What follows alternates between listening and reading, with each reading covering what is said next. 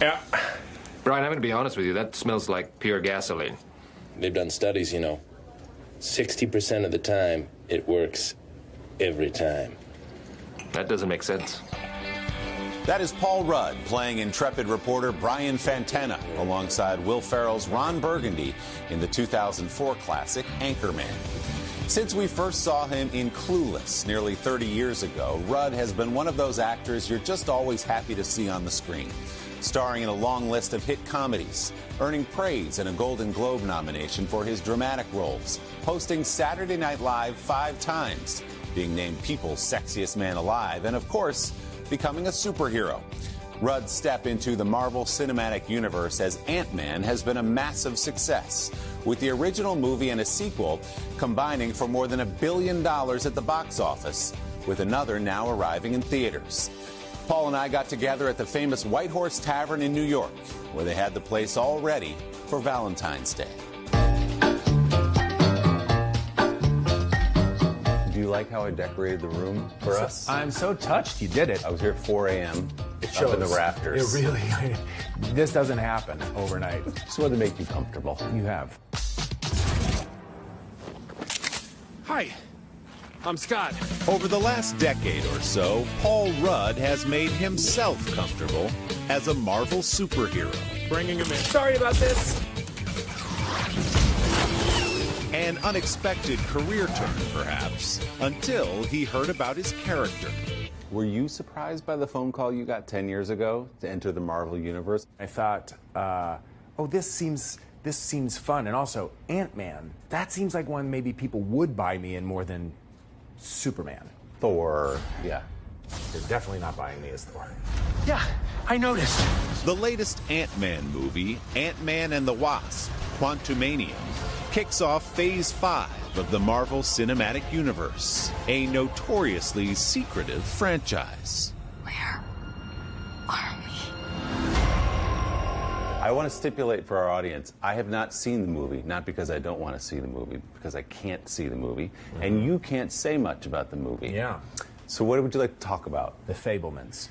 It'll be our secret movie, just yours and mine. We can talk about that. Give Spielberg all the awards. It's just a great movie. You do like me. I don't.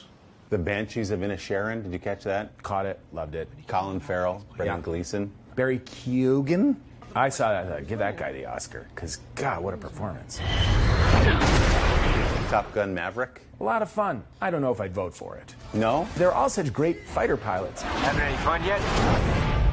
We nailed this interview. Great to see you, Paul. You too.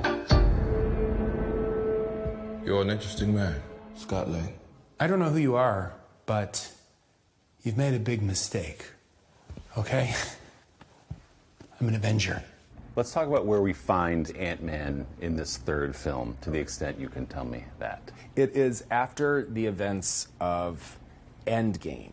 There was a 5-year gap. People turned to dust, and now they're back. And it's if you haven't seen Endgame, I just ruined a whole bunch of stuff for people watching this show. Oh yeah, spoiler alert. It's picking up with now the character that I play, Scott Lang, thinks that, okay, finally, I can move forward now with my life, and, you know, that doesn't happen exactly the way that he'd hoped or planned. You have talked about getting ready for these movies. You talked to Chris Pratt about how to become kind of superhero fit. Right. And to paraphrase, I think it was eliminate all pleasure from your life in terms of eating and drinking and things like that. Did you have to do that again for number 3? I did. Yeah. When you're in it, it's not bad. It's kind of challenging and fun, and you feel good. It then becomes oh God, what's more boring than an actor talking about his workout regimen? See how it baited you into it, You too? suckered me in. How many calories a day, Paul? God. You know it's bad when you're weighing your chicken breast. I hate myself when I'm doing it. My Jesus. Oh, God, what have I become? Momentum, right? Jump, tap. I know how to do it, Dad. Oh, do you? Last time we talked a few years ago, you said your kids were maybe more aware of your career now because of Ant-Man. I think that my son, when he was about 4 or 5, went to a movie theater to see a movie with his friends, and there was a movie poster that I was on. It was in the lobby, so they all just thought that I worked at the movie theater. which I thought was very cute. It's really cute. And then yes, a few years later, I think when he was 15, he finally put it all together. A father of two, the 53-year-old Rudd has been a favorite face on movie posters since his breakout role in the 1995 classic, Clueless. But it seems to me from the outside, you've kept who you are. What advice would you give to an actor who's trying to make it in your business? I would say that the one thing that is important is to be polite, be on time, and be nice to people. I just think that that is the way it should always be, no matter what you do. I've been certainly lucky enough to work with some of the most successful people in this industry who have had amazing careers. I mean, I'm doing it right now on Only Murders in the Building. I'm good. Rudd is a guest star on the upcoming third season of the Hulu murder mystery, playing alongside Steve Martin, Martin Short, Selena Gomez, and now I do think it could get a little bit better. Academy Award-winning icon Meryl Streep. Martin Short and Steve Martin. Yeah. That's Mount Rushmore. I mean, truly hero worship. Then when I heard Meryl Streep was on board, it just didn't seem real. It still doesn't seem real. What is that set like? I mean, you've spent time with Steve Martin and Martin Short together. Yeah. It's hilarious. It's just constant insults or a comedy show happening spontaneously right in front of me between just these brilliant guys, you know, making jokes and stuff. It's a non-stop pinch me moment. I'm pinching myself all day. Good luck tonight. Thanks. Good luck is a curse in the theater. I know that. They say don't meet your heroes. I've met many of my heroes. I'd say almost all of them have exceeded my expectation. So any actor I would say that was starting off, I would say, like, you know, you're not bigger than anybody else and you're not bigger than the project. Nobody cares about you. Don't buy the hype. It's a good way to be. It's just a good way to be also in life. Life is so hard. Who wants to be around assholes? Yes. I'm almost done with this, by the way. If somebody would hop to it and fill this up, maybe I could finish this interview.